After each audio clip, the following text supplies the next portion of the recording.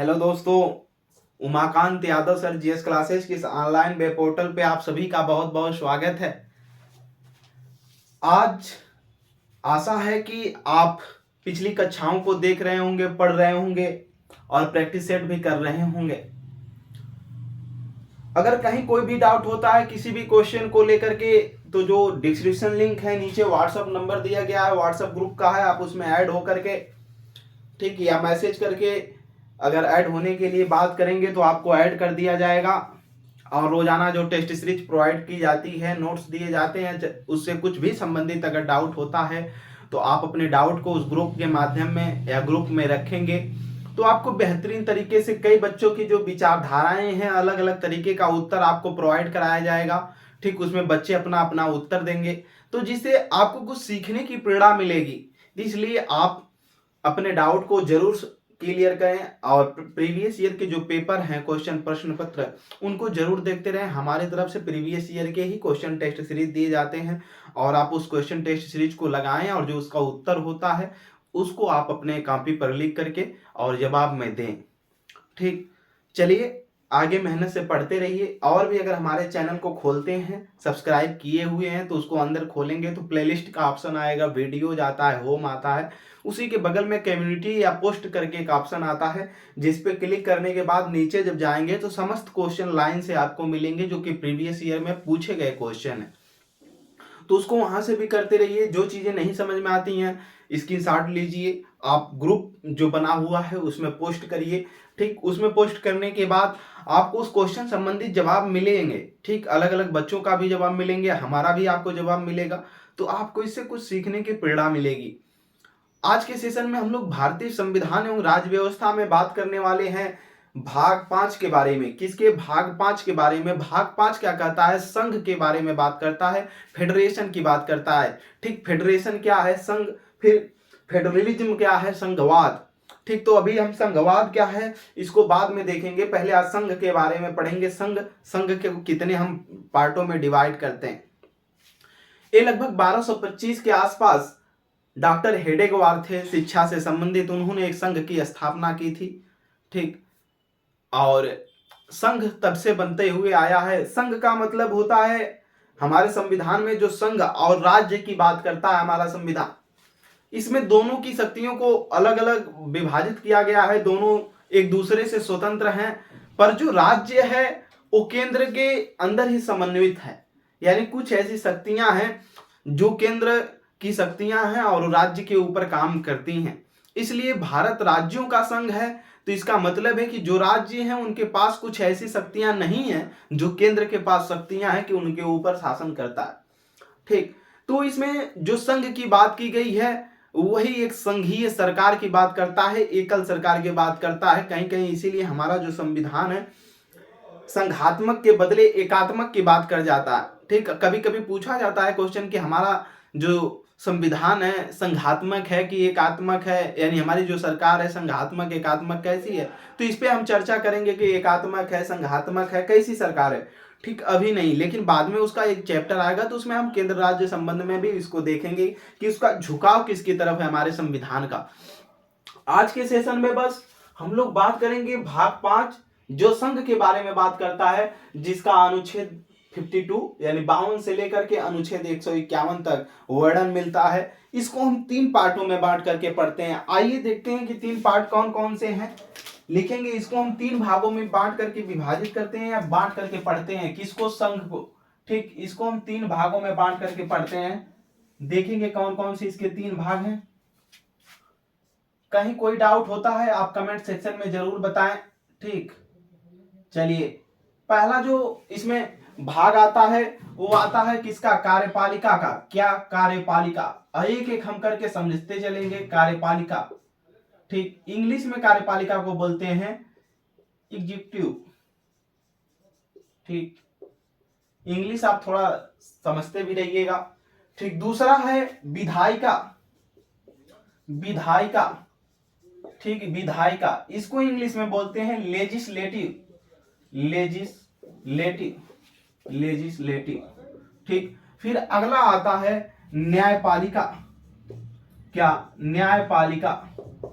न्यायपालिका, इसको हम इंग्लिश में बोलते हैं ज्यूडिशरी, ज्यूडिशरी। ठीक, इसका ज्यूडिशरी का मीनिंग जरूर देख लेंगे, हो सकता है कहीं अगर कुछ गलतियां होंगी तो आप उसको सुधारने का क्या करेंगे, प्रयास करेंगे, क्योंकि एक जीएस के टीचर होने के नाते हमारी इंग्लिश उतनी वीक है थोड़ा। आगे की तरफ चलिए देखते हैं, कार्यपालिका, विधायिका और न्यायपालिका 3 अंग हैं संघ के, और ये जो तीनों अंग हैं इनके बिना किसी भी देश की शासन व्यवस्था चलाई ही नहीं जा सकती, और तीनों को अलग भी नहीं किया जा सकता।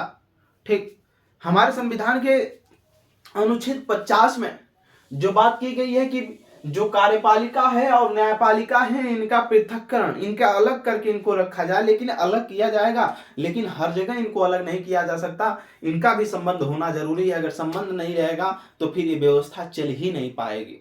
तो एक तरह से हम कह सकते हैं कि तीनों एक दूसरे के क्या है, कॉम्प्लीमेंट है, पूरक है। ठीक, कार्यपालिका, विधायिका और न्यायपालिका, इसमें हम तीनों का पहले कार्य देखेंगे, फिर इनके अंदर कौन कौन लोग आते हैं उनको देखेंगे, फिर वो कैसे वो कार्य करते हैं, फिर उनका कैसे गठन होता है, उसके बारे में एक एक करके चर्चा करेंगे। आइए सबसे पहले हम देखते हैं कि कार्यपालिका क्या है। तो कार्यपालिका से पहले विधायिका को जानना अनिवार्य होगा। विधायिका को ही आमतौर पे संसद कहा जाता है। क्या कहा जाता है? संसद कहा जाता है। ये आप चीज नोट भी करते रहेंगे सुनने के साथ साथ। विधायिका, लेजिस्लेटिव, लेजिस्लेटिव जो विधायिका है इसी को आमतौर पे हम बोलते हैं क्या, संसद। ठीक, इनका कहां से कहां तक कार्य क्या होता है? विधायिका का कार्य होता है यानी संसद का कार्य होता है कानून का निर्माण करना। क्या? कानून का निर्माण करना। या विधायिका अभी संसद की दृष्टि से नहीं देखना है, संसद की दृष्टि से तो कई चीजों का गठन होता है। ठीक, विधायिका, विधायिका का काम यानी आमतौर पे जो संसद है इसका काम क्या है? विधि को बनाना। विधि, कानून। कानून क्या है? हमने संविधान के पहले क्लास में ही बता दिया था, लॉ, कानून क्या है। ठीक, जो नहीं देखे हैं पिछले समय से देख करके आए तब उनको क्लास में समझ में आएगी। ठीक, इनको कानून का निर्माण करना काम होता है किसका? विधायिका का। यानी विधायिका ने कानून को बना करके दे दिया कि किस रास्ते पर चले हम। ठीक, कानून 2 प्रकार के होते हैं, उसमें भी हमने बताया था, एक आर्टिफिशियल लॉ होता है और एक नेचुरल लॉ होता है, एक प्राकृतिक और एक मानव द्वारा, कृत्रिम, जो मानव द्वारा बनाया गया है। अब इसके द्वारा बनाया गया जो कानून है कार्यपालिका के द्वारा जनता के ऊपर लागू किया जाएगा। ठीक, अमल करवाया जाएगा किसके द्वारा? कार्यपालिका के द्वारा। कार्यपालिका वर्तमान की कह लीजिए तो सरकार होती है। जो सरकार होती है वो कौन होती है? कार्यपालिका, एग्जीक्यूटिव। ठीक, अब एक कार्यपालिका का कार्य ही होता है कि विधायिका द्वारा दिए गए बना करके कानून को क्या करना? जनता के ऊपर लागू करना, उनके ऊपर लागू करके शासन चलाना। ठीक, शासन व्यवस्था को बनाए रखना। इन सारी चीजों का कार्य है किसका? कार्यपालिका का। यानी कानून इसने बना कर दिया, विधायिका ने लॉन्च इसने किया, और ये उसी से क्या कर रही है वर्तमान की, इसी को बोलते हैं सरकार है, और यही क्या करती है? उसको शासन चलाती है। ठीक, अब अगर इस शासन में कहीं गलतियां होती हैं या कुछ और भी कमियां होती हैं, ठीक, शासन व्यवस्था विफल हो गई तो, या कुछ उसमें और भी कमियां आ गई, कानून गलत बन गया, किसी नागरिक के मौलिक अधिकार का, किसी नागरिक के जनजीवन को प्रभावित कर रहा है, तो उसके लिए दंडित करने के लिए, या कोई कानून सही तरीके से नहीं बन पाया, कहीं उसमें कुछ कमियां रह गई हैं, तो उसके लिए न्यायपालिका जो गठित की जाती है, न्यायपालिका, ये न्यायपालिका का काम ही होता है न्याय देना। ठीक, तो तीनों एक दूसरे के कॉम्प्लीमेंट हैं। ठीक, तीनों को अलग नहीं किया जा सकता, और किसी भी देश की शासन व्यवस्था में ये तीनों एक मेरु रज्जु बोलते हैं ना, जो रीढ़ की हड्डी है, बैकबोन, वो उसका काम करती हैं ये तीनों संस्थाएं, और तीनों संस्थाओं का होना जरूरी है, और तीनों एक दूसरे के कॉम्प्लीमेंट है, एक दूसरे के परस्पर पूरक है, और इनका तीनों का होना बहुत जरूरी है। ठीक, तो हम देखेंगे संविधान के हमारे भाग 5 में जो संघ की बात करती है, संघ की बात की गई है। ठीक, संघ का मतलब है जहां पर कई चीजों का एक जगह जुटाव हो, मिलन हो, शक्ति हो। ठीक, वो संघ है। ठीक, भारत कई राज्यों का संघ है, तो इसमें जो संघ के पास शक्तियां हैं हम उनको 3 तरीके से बांट करके पढ़े। संघ में 3 लोग आते हैं एक तरफ से कह लीजिए। तो अब इसमें कहां से कहां तक के अनुच्छेद में हमारे भाग 5 के अंदर हमने देखा कि अनुच्छेद 52 से 151 तक है। तो ये जरूरी नहीं है कि पूरा एक ही, चाहे विधायिका है तो ये 52 से 151 तक है, कहां से कहां तक अनुच्छेद के बीच में आते हैं तक थोड़ा इसको हम देखेंगे। कभी कभी एग्जाम में यही पूछ लिए जाते हैं। तो इसमें जो कार्यपालिका आती है ये अनुच्छेद आती है, लिखेंगे अनुच्छेद 52 से 78 के बीच कहाँ आती है, हम शॉर्ट फॉर्म में आर्टिकल लिखेंगे, आर्टिकल कहाँ से 52 से 78 के बीच, 52 से 78 के बीच। ठीक, कार्यपालिका जो हमारी आती है ये 52 से 78 के बीच आती है। और जो विधायिका है ये अनुच्छेद, ये आर्टिकल 79 से लेकर के कहाँ 79 से लेकर अनुच्छेद 79 से लेकर के 123 तक आती है। ठीक, इसके बाद न्यायपालिका जो आती है ये 124 से लेकर के 146 तक आती है। न्यायपालिका 124 से लेकर कहां तक आती है, 146 तक आती है। ठीक, 146 तक आती है। अब इसके नीचे कौन कौन लोग आते हैं इसमें, प्रत्येक हमने बताया विधायिका को ही आमतौर पर संसद कहते हैं, इसका काम है क्या, विधि का निर्माण करना। ठीक, इनके अंदर कौन कौन लोग आते हैं, न्यायपालिका के अंदर क्या क्या आता है, ठीक, कार्यपालिका के अंदर क्या क्या आता है, हम इसको देखेंगे। ठीक, आइए तो इसमें हम अगर कार्यपालिका में सबसे पहले देखें तो सबसे पहले आता है राष्ट्रपति। क्या आता है, राष्ट्रपति आता है। ठीक, राष्ट्रपति जिसका उल्लेख हमारे संविधान में आर्टिकल 52 से लेकर कहां से 52 टू कहां तक है, 62 तक। ठीक, आर्टिकल 52 से लेकर के कहां तक है, 62 तक है। किसका, राष्ट्रपति का, हमारे 52 से लेकर के कहां तक है, 62 तक। ठीक, अब राष्ट्रपति क्या होता है, ये संवैधानिक प्रमुख होता है। और देख रहे होंगे राष्ट्रपति यानी देश का, भारत का पहला नागरिक, देश का प्रथम नागरिक ही राष्ट्रपति होता है और संवैधानिक प्रमुख होता है, यानी राष्ट्र का क्या है, प्रमुख है। कार्यपालिका का ही क्या होता है, प्रमुख होता है। सब कुछ इसके पास शक्तियां होती हैं लेकिन ये वास्तविक शक्तियों का प्रमुख नहीं माना जाता है, शक्तियां सब कुछ इसी में निहित है। राष्ट्र से संबंधित कोई भी कार्य होगा तो हेड यही होगा, लेकिन इसकी शक्तियों का यूज कौन करता है, प्रधानमंत्री करता है। वो आगे की बात है, हम उसमें करेंगे। राष्ट्रपति का बात अनुच्छेद 52 से लेकर के 62 के बीच में की गई। अगर कोई पूछता है तो आप बताएंगे कि भाग 5 में जो अनुच्छेद 52 से लेकर 151 तक की बात की गई है उसके 3 पार्ट हैं, कार्यपालिका, विधायिका, न्यायपालिका। और कार्यपालिका के अंदर अनुच्छेद 52 से 78 तक के आर्टिकल आते हैं। ठीक, और उसके अंदर राष्ट्रपति आता है जो कि अनुच्छेद 52 से लेकर के अनुच्छेद 62 तक उसका उल्लेख मिलता है। दूसरा व्यक्ति आता है, ठीक, इसी की सहायता की वजह से होता है, जिसका नाम, इसकी सहायता के लिए ही गठित किया जाता है, जिसका नाम होता है उपराष्ट्रपति। उपराष्ट्रपति, ठीक, क्या, उपराष्ट्रपति, नोट करेंगे, उपराष्ट्रपति। ठीक, उपराष्ट्रपति जो होता है इसका जो हमारे संविधान में उल्लेख किया गया है ये आर्टिकल 63 से लेकर के 71 के बीच में किया गया है। कहां, 63 से लेकर के 71 के बीच में। राष्ट्रपति के न होने पर इसका कार्य होता है। राज्यसभा का उपसभापति भी होता है, राज्यसभा का सभापति होता है। ठीक, यानी राज्यसभा का पदेन सभापति होता है। क्यों होता है, कैसे बनाया जाता है, इसका वेतन क्या होता है, इन सारी चीजों के बारे में, इनका गठन कहां से लिया गया है कि हमारे देश में उपराष्ट्रपति भी होगा, तो इन सारी चीजों का हम बाद में अध्ययन करेंगे विस्तृत, जो कि अनुच्छेद 63 से लेकर कहां तक दिया गया है, 71 तक। इसके बाद आता है प्रधानमंत्री। क्या आता है, प्रधानमंत्री। ठीक, क्या आता है, प्रधानमंत्री आता है। फिर एक चीज और लिखेंगे मंत्री। ठीक, मंत्री एवं मंत्री परिषद।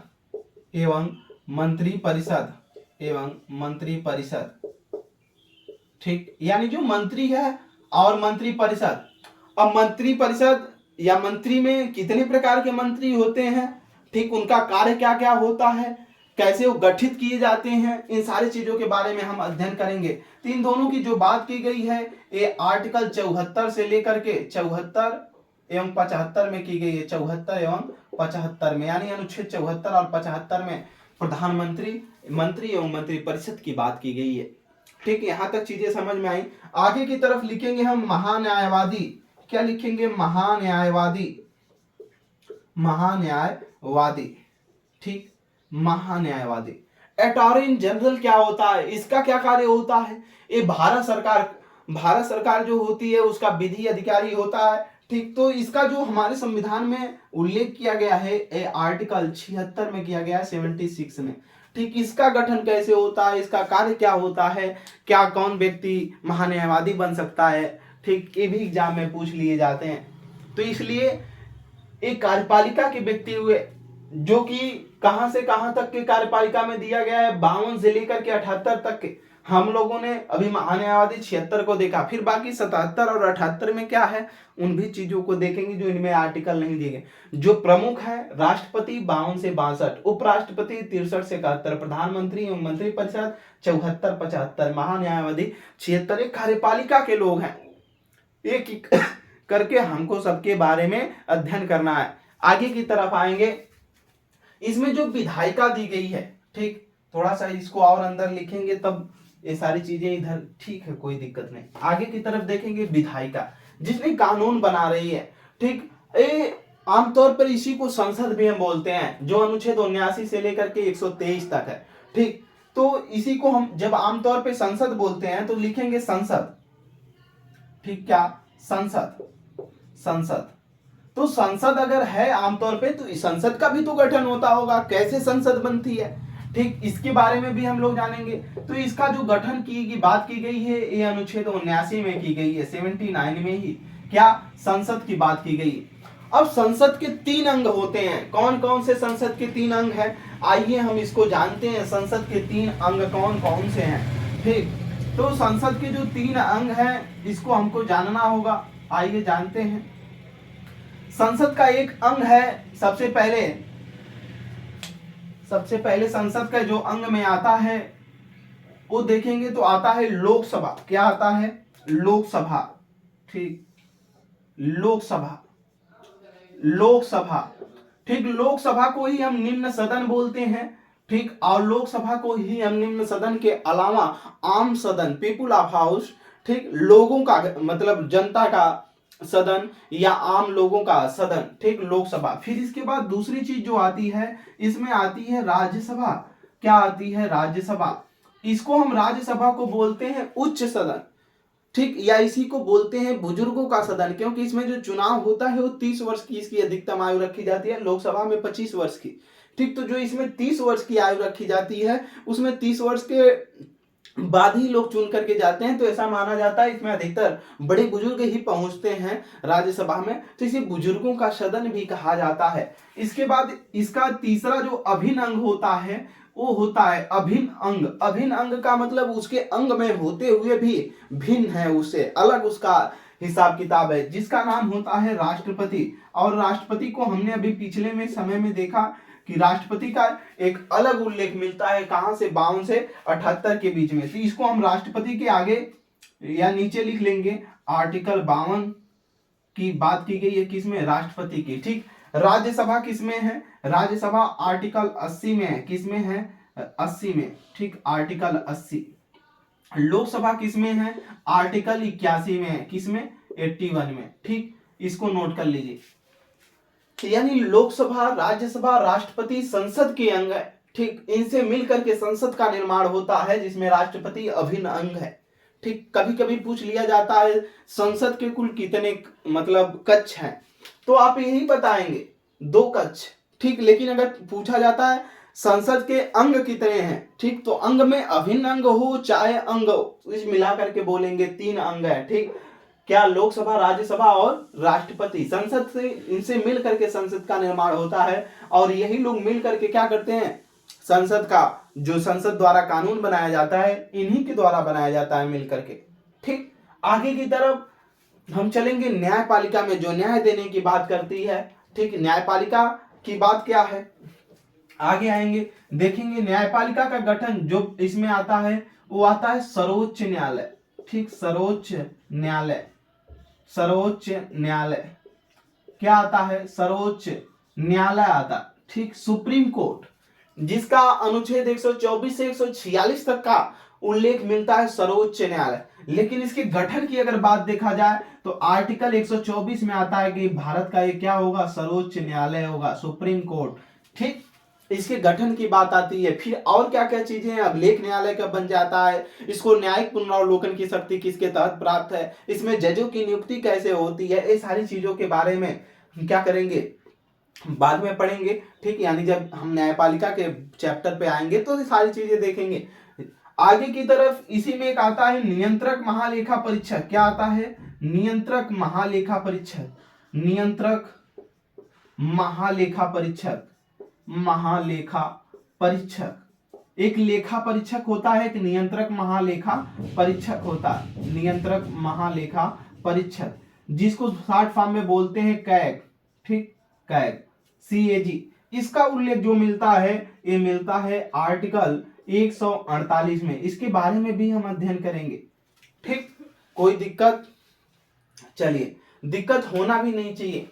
ये रहे हमारे संघ के अंतर्गत जो 3 भागों में हमने इसको संघ को बांट करके देखा, कि जिसमें कार्यपालिका है, विधायिका है, न्यायपालिका है। विधायिका कानून बना रही है और विधायिका के द्वारा बनाए गए कानून पर कार्यपालिका कार्य कर रही है। और जो न्यायपालिका है उस पे अगर कहीं गलती हो जा रही है, कानून की जो बना करके दी है, जिस पे कार्यपालिका चल रही है, अमल करवा रही है, जनता के ऊपर लागू कर रही है, कहीं कोई गलतियां हो जाती हैं तो उस गलतियों को सुधारने हेतु जो न्यायपालिका क्या है, दंडित करने का काम करेगी, उसको सही रास्ते पर ले चलने की बात करेगी। तो अब हम धीरे धीरे कार्यपालिका की तरफ बढ़ेंगे और कार्यपालिका से उठा करके एक एक शब्दों को पढ़ते हुए जाएंगे। तो कार्यपालिका में जब हम सबसे पहले आएंगे तो सबसे पहला व्यक्ति आता है कौन, राष्ट्रपति। कार्यपालिका का हमने कार्य बता दिया कि विधायिका द्वारा बनाए गए कानून को क्या करना होता है, इसको लागू करवाना होता है, लागू करना होता है जनता के ऊपर और जनता से अमल करवाना होता है। ठीक ठीक, आगे की तरफ देखेंगे हम। इसमें पहला जो व्यक्ति आता है वो राष्ट्रपति है, जिसका अनुच्छेद 52 से लेकर के 62 के बीच उल्लेख मिलता है। तो आइए इसी के बारे में हम बात करते हैं। ठीक, चलिए, कहीं कोई दिक्कत परेशानी होती है कमेंट सेक्शन में आप जरूर बताएं। ठीक, अगर आप अपना डाउट क्लियर नहीं करेंगे तो फिर कोई चीजें समझ में आपको नहीं आएंगी। चलिए आगे की तरफ हम देखेंगे। इसमें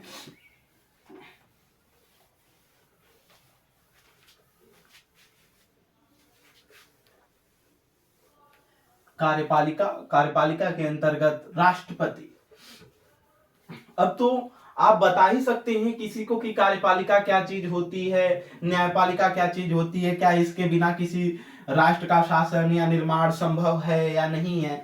अब आप बहुत कुछ चीजों को बता सकते हैं, बहुत आसानी तरीके से बता सकते हैं। ठीक, तो आइए हम देखेंगे संघ की कार्यपालिका। क्या, संघ की कार्यपालिका, संघ की कार्यपालिका, संघ की कार्यपालिका, संघ की कार्यपालिका, संघ की कार्यपालिका, संघ की कार्यपालिका कहां से कहां तक के अनुच्छेद के बीच में, आर्टिकल 52 से लेकर कहां तक, 52 से 151 तक। ऊपर जो वही हमने लिखा है। ठीक, यही चीज हमने फिर दोबारा लिखा। इसके अंतर्गत हम क्या पढ़ेंगे, ठीक, कार्यपालिका। क्या पढ़ेंगे, कार्यपालिका। क्या, कार्यपालिका। ठीक, कार्यपालिका। ठीक, अभी हमने देखा कार्यपालिका का उल्लेख कहां से कहां तक है। तो इसमें अनुच्छेद आर्टिकल 52 से लेकर 52 टू कहां तक, 52 टू 78 तक, 52 से लेकर 78 तक। ठीक, चलिए 52 से 78 तक। इसके अंतर्गत हम लोगों ने देखा राष्ट्रपति। क्या देखा, राष्ट्रपति। जो सब्जेक्ट अब पढ़ना है अब वही आ रहा है, राष्ट्रपति। राष्ट्रपति का जो आर्टिकल है कहां से है, आर्टिकल 52 से लेकर कहां से है, 52 से लेकर 52 टू 62। ठीक, चलिए आइए देखते हैं इसको। अभी अनुच्छेद 62 और इसका 56 को लेकर के पिछले सीटेट की परीक्षाओं में, टेट की परीक्षाओं में क्वेश्चन रहे हैं। ठीक, तो इनके विषय में थोड़ा ध्यानपूर्वक आप शिक्षक भर्ती की तैयारी कर रहे बच्चों को भी देखना होगा। और जो लोग एंट्रेंस देने की बात है, जिनको बीएड की या कोई और भी चीजों को, तो उनको भी क्लासों को बेहतरीन तरीके से देखना होगा, तभी आप कुछ सीख सकते हैं। आइए देखते हैं राष्ट्रपति। राष्ट्रपति में अनुच्छेद 52 से लेकर 62 तक है। तो पहले हम अनुच्छेद लिखेंगे। क्या? अनुच्छेद 52। अनुच्छेद 52 क्या कहता है? ठीक, अनुच्छेद 52, अनुच्छेद 52 इसी को इंग्लिश में राष्ट्रपति को ही बोलते हैं प्रेसिडेंट। जिनको लिखना होगा वो लिख लेंगे, प्रेसिडेंट बोलते हैं। ठीक, अनुच्छेद 52 में कहा गया कि भारत का ये क्या होगा? राष्ट्रपति होगा। लिखेंगे भारत का एक राष्ट्रपति होगा। भारत का एक राष्ट्रपति होगा। भारत का एक राष्ट्रपति होगा। राष्ट्रपति होगा। ठीक, नोट करिएगा। अनुच्छेद 52 में कहा गया कि भारत का एक राष्ट्रपति होगा। अब बात आती है कि ये कहां से बात ली गई कि भारत का एक राष्ट्रपति होगा, या राष्ट्रपति जो विचार आया कि अनुच्छेद 52 से लेकर के 62 तक है, ये कहां से आया? तो इसका स्रोत लिख लेंगे आगे। ठीक, इसका स्रोत, ठीक, स्रोत कहां से है कि भारत का एक राष्ट्रपति होगा? तो स्रोत लिखेंगे यूएसए के संविधान से। यूएसए के संविधान से, यानी हम जो अमेरिका का संविधान है, ठीक, इसके संविधान से हमने स्रोत पाला है या लिया हुआ है कि भारत का एक क्या होगा? राष्ट्रपति होगा। जैसे अमेरिका में एक राष्ट्रपति होता है, वैसे भारत का एक राष्ट्रपति होगा। राष्ट्रपति को पढ़ने के बाद जैसे मेंस का भी परीक्षाओं का होता है कि हमारे अमेरिका के राष्ट्रपति और भारत के राष्ट्रपति में अंतर क्या है, ब्रिटेन के प्रधानमंत्री और हमारे यहाँ के राष्ट्रपति में अंतर क्या है। ठीक, क्या वहां पर जो ब्रिटेन के प्रधानमंत्री हैं जो उनको शक्तियां प्राप्त है, क्या हमारे यहाँ के राष्ट्रपति को भी वो इसी शक्तियां प्राप्त है? इन सारी चीजों की तुलना क्या है हम लास्ट में करेंगे। ठीक, तो अनुच्छेद 52 कहता है कि भारत का ये क्या होगा? राष्ट्रपति होगा। आगे लिखेंगे, इसी में आगे बात कही गई, स्टार बनाकर इसी में लिखेंगे। आगे लिखेंगे यह संघ की कार्यपालिका का अध्यक्ष होगा। यह संघ की कार्यपालिका का, यह संघ की कार्यपालिका का अध्यक्ष होगा। यह संघ की कार्यपालिका का अध्यक्ष होगा। का अध्यक्ष होगा। का अध्यक्ष, इसी का मतलब प्रमुख होगा। ठीक, प्रमुख होगा। ठीक, समझिएगा, कह रहा है संघ की का, क्या संघ की बात कर रहा है। अब इसका मतलब जो हमारा संविधान संघ और राज्य की बात करता है, किसकी?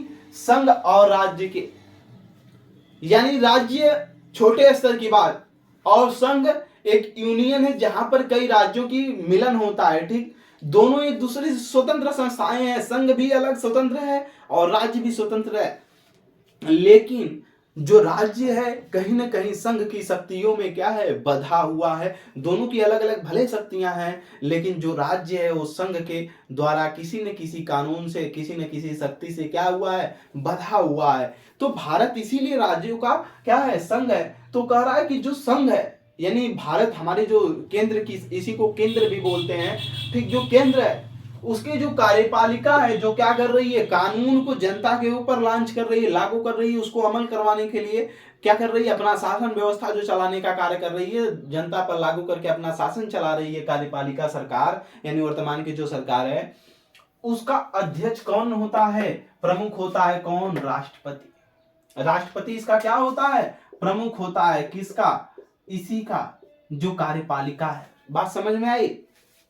आगे की तरफ देखेंगे, लिखेंगे स्टार बना करके, यह भारत का प्रथम नागरिक होता है। भारत का राष्ट्रपति जो होता है, भारत का प्रथम नागरिक होता है। भारत का प्रथम नागरिक होता है। नागरिक होता है। नोट करेंगे, भारत का प्रथम नागरिक होता है। कौन? राष्ट्रपति। जो राष्ट्रपति है, प्रेसिडेंट है, ये भारत का प्रथम नागरिक माना जाता है। क्यों माना जाता है? क्योंकि उसके नाम से ही आपको लग रहा होगा राष्ट्रपति। ठीक, यानी राष्ट्र का प्रतिनिधित्व करने वाला, राष्ट्र का जो नेतृत्व करने वाला है वही क्या है? राष्ट्रपति। पति का मतलब यहाँ वही है, ये नहीं कि पति पत्नी वाला जो रिश्ता है। ठीक, पति का मतलब ही यहाँ नेतृत्व करने वाला किसी भी चीज का वो पति है। ठीक, जिसको चुना जाता है राष्ट्र के हित में कार्य करने के लिए, राष्ट्र को आगे ले जाने के लिए, राष्ट्र का नेतृत्व करने के लिए। ठीक, इसके लिए होता है। आगे की तरफ लिखेंगे, विधि के तहत, इसी में स्टार बना करके, विधि के तहत कोई चीज छूटने ना पाए, लिखेंगे विधि के तहत संघ का अध्यक्ष होगा, संघ का, विधि के तहत संघ का अध्यक्ष, संघ का अध्यक्ष हमेशा हमेशा हमेशा भारत का राष्ट्रपति को माना जाता है, का भारत का राष्ट्रपति को माना जाता है, को माना जाता है। यानी कानून के तहत, विधि के तहत, जब भी विधि की बात आएगी, कानून, जब भी कोई बात होगा कानून का, उसके तहत जो संघ का अध्यक्ष है, यानी जो हमारे केंद्र का अध्यक्ष होगा, केंद्र सरकार का अध्यक्ष होगा, वो हमेशा कौन होगा? भारत का राष्ट्रपति को माना जाता है। ठीक, यहां तक बात समझ में आई। आगे की तरफ नोट करेंगे, हमारे देश की शासन व्यवस्था में, हमारे देश की शासन व्यवस्था में स्टार बनाकर लिखेंगे, हमारे देश की शासन व्यवस्था में, हमारे देश की शासन व्यवस्था में, देश की शासन व्यवस्था में, आप आगे लिखेंगे, हम लिखेंगे नहीं, बोल रहे हैं, लिखेंगे हमारे देश की शासन व्यवस्था में, इसके आगे लिखिए, हमारे देश की शासन व्यवस्था में यह व्यवस्था की गई है कि, यह व्यवस्था की गई है कि विधि के तहत या कानून के तहत, विधि के तहत या कानून के तहत, विधि के तहत या कानून के तहत, कानून के तहत, कानून के तहत कार्यपालिका का प्रमुख, कार्यपालिका का प्रमुख हमेशा भारत का राष्ट्रपति होगा, हमेशा भारत का राष्ट्रपति होता है या होगा। लेकिन वास्तव में, लिखेंगे लेकिन वास्तव में, लेकिन वास्तव में, लेकिन वास्तव में जो अधिकार होते हैं, जो अधिकार होते हैं, जो वास्तव में अधिकार होते हैं, उसका प्रयोग प्रधानमंत्री करता है, उसका प्रयोग प्रधानमंत्री करता है, उसका प्रयोग प्रधानमंत्री करता है, प्रयोग प्रधानमंत्री करता है। यानी हम इस तरह से कह सकते हैं कि जो भारत का संसदीय लोकतंत्र है, ठीक, भारत का जो संसदीय लोकतंत्र है, इसमें नाम मात्र का जो प्रमुख होता है वो कौन होता है? नाम मात्र का, कार्यपालिका का नाम मात्र का प्रमुख होता है राष्ट्रपति, भारत के संसदीय लोकतंत्र में। ठीक, यानी जहां जनता का शासन है, जहां संसद की व्यवस्था है, उस संसदीय लोकतंत्र की व्यवस्था में सारी शक्तियां राष्ट्रपति को दिखाया जाता है कि राष्ट्रपति राष्ट्र का अध्यक्ष है, राष्ट्र का प्रमुख है और उसके पास सारी शक्तियां हैं। लेकिन उसका वास्तविक जो उपयोग करता है वो प्रधानमंत्री करता है। वर्तमान में जो प्रधानमंत्री होता है वो उसका यूज करता है।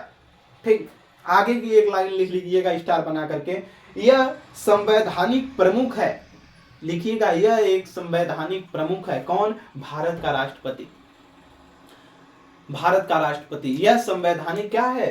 प्रमुख है। नोट करेंगे, यह संवैधानिक प्रमुख है। अब बात आती है कि भारत के राष्ट्रपति को बनने की जो योग्यताएं क्या क्या हैं। ठीक, तो हेडिंग डालेंगे, भारत के राष्ट्रपति के बनने की योग्यताएं क्या क्या हैं। हेडिंग डालिएगा, भारत के राष्ट्रपति की योग्यताएं क्या है बनने की। ठीक, चलिए, दो चीज होती है, एक अर्हता होती है, अर्हताएं, और एक योग्यताएं, दो शब्द होते हैं। इस दोनों पहलुओं को समझना बहुत जरूरी होता है। ठीक, बहुत से बच्चे इसी में कंफ्यूजन होते हैं। अर्हताएं, ठीक, अर्हताएं क्या होता है और योग्यताएं क्या होता है। ठीक, योग्यताएं, अर्हताएं, अर्हताओं में एक मानक होता है। ठीक, योग्यता में मानक नहीं होता, अर्हताओं में मानक होता है। कुछ चीजें दी जाती हैं, उसमें दिया जाता है कि ये चीजें हैं, अगर आप उस जो चीजें दी गई हैं, जो बिंदुएं दी गई हैं, अगर उन बिंदुओं को आप फॉलो कर ले जाते हैं, अगर आप उससे सहमत हैं, आप उसको पूरा करते हैं, आप उसको मानते हैं, तो आप उस चीज के क्या होंगे, अहर्ताएं होंगे, आप अहरक होंगे, आप पाने के योग्य हो जाएंगे। लेकिन जो योग्यताएं हैं ये निर्धारित होती हैं कि आपके पास कितनी योग्यताएं हैं। जो चीजें हैं बहुत, जैसे कोई भी एकेडमिक का फॉर्म निकला तो उसमें अहर्ताएं नहीं योग्यताएं होती हैं कि इस योग्यताओं पर, यानी उसमें कुछ मानक पूरे करने होते हैं और कुछ अपीयरिंग भी है तब भी आप हो जाएंगे। लेकिन अर्हताओं में जो मानक दिए गए हैं उसको पूरा पूरा करना है। ठीक, अगर अर्हताओं के अंतर्गत जो होता है मानक को पूरा करना होता है, योग्यताओं में मानक को पूरा नहीं करना होता है। तो जो राष्ट्रपति है पहले हम उसको योग्यताओं के बारे में, उसकी क्या क्या योग्यताएं होनी है इसको हम देखेंगे। तो पहला जो बात आती है निकल करके, हम बाद में भी बोल भी देंगे, पहले सुनना है। ठीक, भारत का जो राष्ट्रपति है पहली जो व्यवस्था आती है कि भारत का नागरिक होना चाहिए। क्या होना चाहिए, भारत का नागरिक हो वो व्यक्ति वही राष्ट्रपति की बन सकता है, वही चुनाव लड़ सकता है। दूसरी चीज आती है कि उसकी न्यूनतम जो आयु है, अगर वो भारत का राष्ट्रपति बनना चाह रहा है तो कम से कम कितने आयु में चुनाव लड़े, तो 35 वर्ष से कम का ना हो, 35 वर्ष से अधिक या 35 वर्ष की आयु का हो, न्यूनतम उम्र 35 वर्ष होनी चाहिए। फिर बात आती है लाभ का पद धारण न करता हो, यानी कोई ऐसे सरकारी पदों पर ना हो जिससे उसे कोई भी राजस्व, मतलब राज्य की सरकार की क्या मिलती हो, आय मिलती हो, जिससे वो कमा रहा हो, जिसमें वो लोकसभा का सदस्य, राज्यसभा का सदस्य, ठीक ऐसा हो सकता है।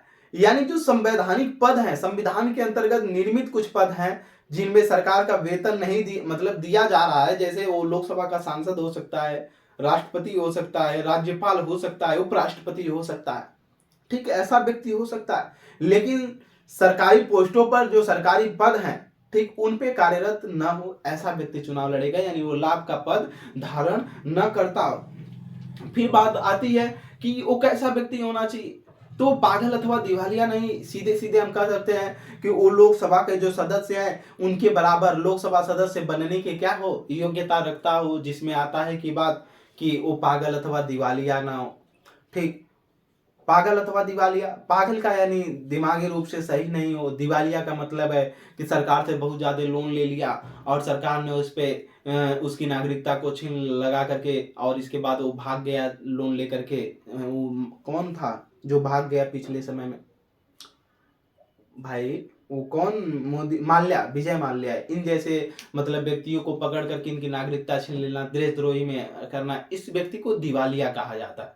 ठीक, जिसकी नागरिकता ना, तो लिखेंगे इसमें स्टार बना करके राष्ट्रपति बनने की योग्यताएं। क्या, राष्ट्रपति बनने की योग्यताएं, हेडिंग डालेंगे राष्ट्रपति बनने की योग्यताएं। पहला लिखेंगे भारत का नागरिक होना, पहला भारत का नागरिक होना, फास्ट लिखेंगे भारत का नागरिक होना। दूसरी चीज लिखेंगे न्यूनतम आयु 35 वर्ष होना, न्यूनतम आयु 35 वर्ष होना। अगला लिखेंगे लाभ का पद धारण न करता हो, लाभ का पद धारण न करता हो, लाभ का पद धारण न करता हो, लाभ का पद धारण न करता हो, लाभ का पद धारण न करता हो, लाभ का पद धारण न करता हो। ठीक, लाभ का पद धारण न करता हो, लाभ का पद धारण न करता हो। चौथा, अगला लिखेंगे वह लोकसभा के सदस्य बनने की योग्यता रखता हो, वह लोकसभा के सदस्य बनने की क्या रखता हो, योग्यता रखता हो। ठीक, वह लोकसभा के सदस्य बनने की क्या रखता हो, योग्यता रखता हो। आप जो किताब लिए हैं थोड़ा किताबों के माध्यम से भी पढ़ेंगे, घर पर जाने की बात ही नहीं, जो हम पढ़ा दिए बस उसी पे ब्लॉक ब्लॉक करके रख दीजिए। ठीक, थोड़ा सा आप भी अपने घरों पर जाकर के किताबों से पढ़ेंगे, उसके साथ साथ प्रीवियस ईयर के क्वेश्चन और जो टेस्ट सीरीज दी जा रही है उनसे संबंधित चीजों को पढ़ेंगे। आगे की तरफ लिखेंगे, इसमें हम अनुच्छेद 53 देखेंगे। क्या, अनुच्छेद 52 को हम लोगों ने देखा जिसमें राष्ट्रपति की बात की गई कि राष्ट्रपति क्या चीज है, इसको हमने परिभाषित किया कि राष्ट्रपति क्या चीज है और उसका विचार कहां से लिया गया, संविधान, यूएसए के संविधान यानी यूनाइटेड स्टेट ऑफ अमेरिका के संविधान से प्रेरित है कि भारत का भी क्या होगा, राष्ट्रपति होगा। राष्ट्रपति जो संवैधानिक पद है और जिसके अंतर्गत जो कार्यपालिका आती है, ठीक, संघ के अंतर्गत कार्यपालिका यानी पूरे राष्ट्र का क्या होता है, प्रमुख होता है और देश का क्या है, प्रथम नागरिक है। यानी हम राष्ट्रपति को इतने प्रकार से बता सकते हैं कि वो कार्यपालिका का प्रमुख है, लेकिन शक्तियां उसी के पास होती हैं, लेकिन उसकी शक्तियों का जो वास्तविक रूप से प्रयोग करता है वो प्रधानमंत्री करता है। वो देश का प्रथम नागरिक है, वो संवैधानिक पद पर आसीन होता है, ठीक। और इसका विचार अमेरिका के संविधान से लिया गया। अब अनुच्छेद हम 53 देखते हैं कि अनुच्छेद 53 कहता क्या है। लिखेंगे इसमें, संघ की कार्यपालिका की सभी शक्तियां, संघ की कार्यपालिका की सभी शक्तियां, संघ का मतलब यहाँ केंद्र से है, ठीक। संघ की कार्यपालिका की सभी शक्तियां, कार्यपालिका की सभी शक्तियां, कार्यपालिका की सभी शक्तियां, सभी शक्तियां, सभी शक्तियां, सभी शक्तियां, ठीक, राष्ट्रपति में निहित, राष्ट्रपति में निहित है, राष्ट्रपति में निहित है, ठीक, निहित है। किसमें निहित होती है संघ की कार्यपालिका की सभी शक्तियां? राष्ट्रपति में निहित होती हैं। लेकिन उसका प्रयोग कौन करता है, ठीक, कौन प्रयोग करता है? हमने बताया प्रधानमंत्री प्रयोग करता है। थोड़ा सा नीचे स्टार बना करके इसी में लिखेंगे, ठीक, लिखेंगे इसमें नीचे स्टार बना करके, संघ की कार्यपालिका, संघ की कार्यपालिका, संघ की कार्यपालिका, ठीक, नोट करते रहिए, संघ की कार्यपालिका का प्रशासन, का प्रशासन, का प्रशासन राष्ट्रपति के नाम पर चलाया जाता है। का प्रशासन राष्ट्रपति के नाम पर चलाया जाता है। का प्रशासन राष्ट्रपति के नाम पर चलाया जाता है, नाम पर चलाया जाता है, के नाम पर चलाया जाता है, चलाया जाता है।